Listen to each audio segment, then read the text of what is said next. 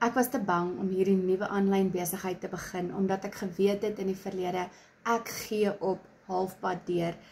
Moenie dat jou verlede jou toekoms bepaal nie. Moenie dat jou verlede se foute bepaal wat jy nou besluit nie.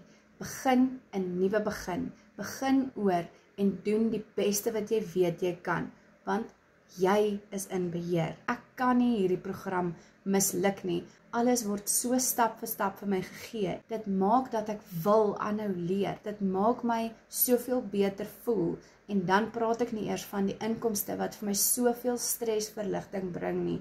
Ek het hierdie aanlyn besigheid begin en ek maak 'n beter inkomste van die huis af, van my selfoon af, as wat ek by my 9 tot 5 werksdag gemaak het.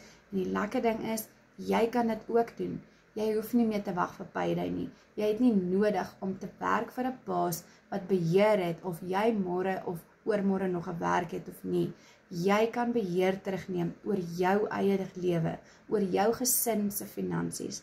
As jy dit sou kon regkry, sou jy die kans vat?